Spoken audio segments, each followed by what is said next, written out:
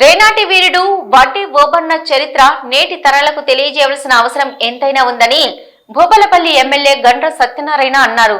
జయశంకర్ భూపాలపల్లి జిల్లా కలెక్టరేట్ లోని IDOC conference హాల్లో జిల్లా బీసీ సంక్షేమ శాఖ వారి ఆధ్వర్యంలో నిర్వహించిన వడ్డే ఓబన్న జయంతి వేడుకల్లో ముఖ్య అతిథిగా ఎమ్మెల్యే పాల్గొన్నారు. ముందుగా ఓబన్న చిత్రపటానికి ఎమ్మెల్యే పూలమాల వేసి జ్యోతి ప్రజ్వలన చేసి ప్రారంభించారు. అనంతరం ఎమ్మెల్యే మాట్లాడుతూ బ్రిటిష్ వారి దౌర్జన్యాలకు వ్యతిరేకంగా తెలుగువారి ఆత్మ గౌరవం నిలబడ్డం కోసం వీరోచితంగా వడ్డే ఓబన్న పోరాడారని పేర్కొన్నారు. తెలుగునాట ఉయ్యాలవాడ నరసింహారెడ్డితో కలిసి బ్రిటిష్ వారి దౌర్జన్యాలకు వ్యతిరేకంగా తెలుగువారి ఆత్మ గౌరవం నిలబడడం కోసం వీరోచితంగా పోరాడారని అన్నారు.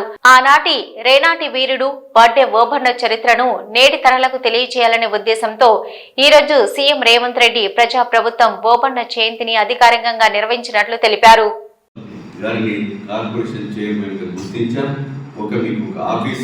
మన కులస్తులకి ఒక చైర్మన్ పదవి, ఆ చైర్మన్ పదవితో రాష్ట్రంలో ఒక డైరెక్టర్లు కూడా ఇవ్వబోతున్నాం.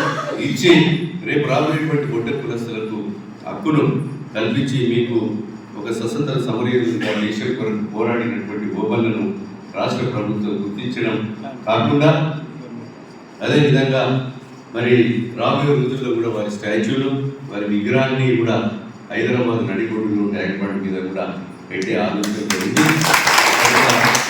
అది మనం పెట్టని కాదు, చేసే పనులు చెప్పుకుంటూ రాబోయే రోజుల్లో కూడా ఓటరు కులస్తులకు శాసనసభ్యులం, మంత్రులం, ఏదైతే మీ కులంలో పేదవాళ్ళు ఉన్నారో అట్టడుగున అనగారిన బడుగు బలిగిన వర్గాలు ఓటరు కులస్తులకు రోజు నిత్యము బండలు కొట్టి బండను పిండి చేసి గుట్టను పిండి చేసి కార్యకష్టం చేసి రక్తాన్ని చెమటగా వచ్చేటువంటి ఓటరు కులస్తులకు ఈ ప్రభుత్వం అండగా ఉంటుంది.